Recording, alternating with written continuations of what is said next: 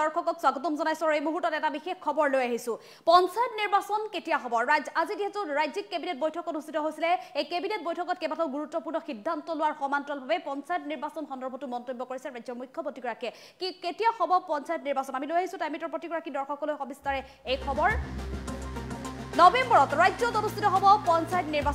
নিৰ্বাচনৰ সময় সন্দৰ্ভত ইতিমধ্যে কেবিনেট বৈঠকত গুৰুত্বপূৰ্ণ সিদ্ধান্ত গ্ৰহণ কৰা হৈছে আৰু নৱেম্বৰত পঞ্চায়ত নিৰ্বাচন অনুষ্ঠিত হ'ব বুলি ইতিমধ্যে উল্লেখ কৰা হৈছে নিৰ্বাচনৰ পূৰ্বে নতুনকৈ ব্লক পুনৰ নিৰ্মাণ কৰা হ'ব ব্লকসমূহ পুনৰ নিৰ্মাণ কৰা হ'ব এতিয়া সকলো ব্লকৰ পঞ্চায়ত নিৰ্বাচনৰ সীমা নিৰ্ধাৰণ কৰি দিয়া হ'ব নিৰ্দিষ্ট সীমাৰ ভিতৰত নিৰ্ধাৰণ কৰি দিয়া হ'ব আগষ্টত শেষ হ'ব পুনৰ নিৰ্ধাৰণৰ কাম আৰু আগষ্টত পুনৰ ব্লকসমূহৰ পুনৰ নিৰ্ধাৰণৰ পিছতে কেবিনেট বৈঠকত আজিৰ দিনটোত গুৰুত্বপূৰ্ণ সিদ্ধান্ত গ্ৰহণ কৰি উল্লেখ কৰিছে যে নৱেম্বৰ মাহতে অনুষ্ঠিত হ'ব পঞ্চায়ত নিৰ্বাচন আৰু ৰাজ্যত ইতিমধ্যে লোকসভা নিৰ্বাচনৰ সমাপ্ত কৰিছে ফলাফল ঘোষণা কৰাৰ পিছতে পুনৰবাৰ যিহেতু দেশৰ প্ৰধানমন্ত্ৰীগৰাকীয়ে নৰেন্দ্ৰ মোদীয়ে পুনৰ প্ৰধানমন্ত্ৰীৰ আসনত বহিবলৈ সাজু হৈছে আৰু শপত গ্ৰহণৰ পূৰ্বে এতিয়া ৰাজ্যিক কেবিনেটত অসমত আজি প্ৰথমখন কেবিনেট বৈঠক অনুষ্ঠিত হৈছিল আৰু এই কেবিনেট বৈঠকত আজি গুৰুত্বপূৰ্ণ সিদ্ধান্ত গ্ৰহণ কৰিছে কেতবোৰ গুৰুত্বপূৰ্ণ সিদ্ধান্তৰ ভিতৰত পঞ্চায়ত নিৰ্বাচন সন্দৰ্ভতো এটা গুৰুত্বপূৰ্ণ সিদ্ধান্ত গ্ৰহণ কৰিছে আৰু বিশেষকৈ সময়সীমাৰ কথা উল্লেখ কৰিছে নৱেম্বৰত ৰাজ্যত অনুষ্ঠিত হ'ব পঞ্চায়ত নিৰ্বাচন ইতিমধ্যে ৰাজ্যৰ মুখ্যমন্ত্ৰীগৰাকীয়ে এই ঘোষণা কৰিছে বৃহৎ ঘোষণা বুলি ক'ব লাগিব পঞ্চায়ত নিৰ্বাচনলৈ যিহেতু সকলোৱে আশা কৰি আছে গতিকে ৰাজ্যবাসীক এই খবৰ দিছে যে নৱেম্বৰত ৰাজ্যত অনুষ্ঠিত হ'ব পঞ্চায়ত নিৰ্বাচনৰ পূৰ্বে কিন্তু নতুনকৈ ব্লক পুনৰ নিৰ্মাণ কৰা হ'ব যিসমূহ ব্লক পুনৰ নিৰ্মাণ কৰিবলৈও নিৰ্বাচনৰ পূৰ্বে নতুনকৈ নিৰ্মাণ কৰা হ'ব বুলি ইতিমধ্যে উল্লেখ কৰি দিয়া হৈছে আৰু সকলো ব্লকৰ পঞ্চায়তৰ নিৰ্বাচনৰ সীমা নিৰ্ধাৰণ কৰা হ'ব আৰু আগষ্টত শেষ হ'ব পুনৰ নিৰ্ধাৰণৰ কাম আৰু ব্লকসমূহৰ পুনৰ নিৰ্ধাৰণৰ কাম আগষ্ট মাহৰ ভিতৰত শেষ কৰি নৱেম্বৰত পঞ্চায়ত নিৰ্বাচন অনুষ্ঠিত কৰিব আৰু পঞ্চায়ত নিৰ্বাচনৰ সন্দৰ্ভত ইতিমধ্যে ৰাজ্যিক কেবিনেটত এই গুৰুত্বপূৰ্ণ সিদ্ধান্তৰ কথা উল্লেখ কৰিছে ৰাজ্যৰ মুখ্যমন্ত্ৰীগৰাকীয়ে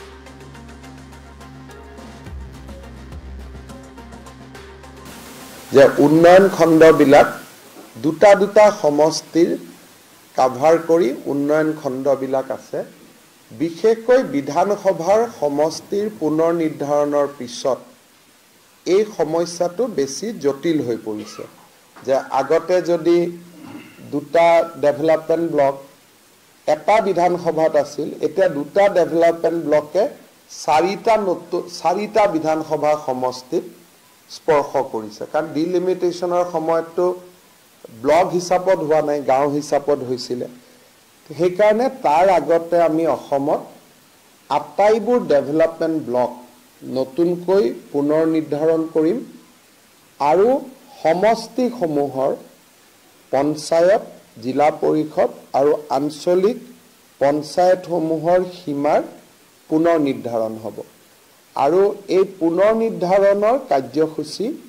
আগষ্টৰ 30 তাৰিখে শেষ হ'ব 3 মাহ ক্লেইমছ অবজেকশ্যন 3 মাহ থাকিব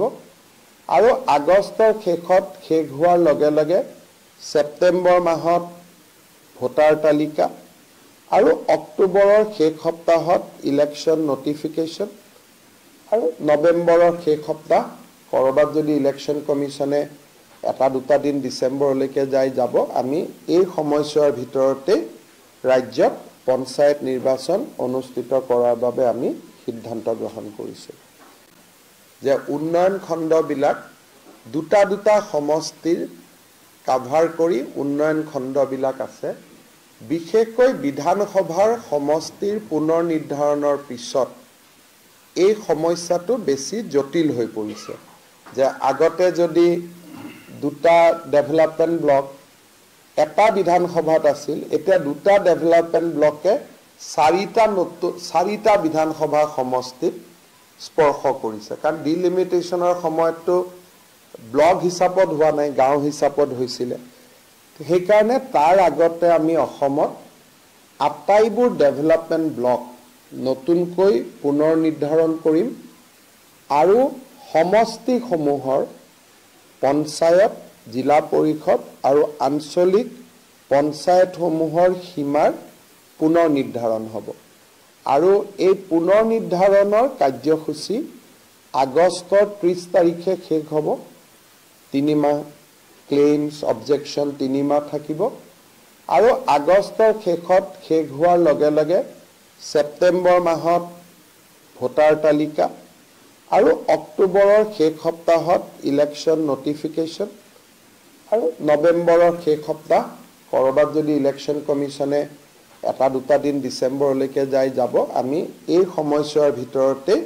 ৰাজ্যত পঞ্চায়ত নিৰ্বাচন অনুষ্ঠিত কৰাৰ বাবে আমি সিদ্ধান্ত গ্ৰহণ কৰিছোঁ।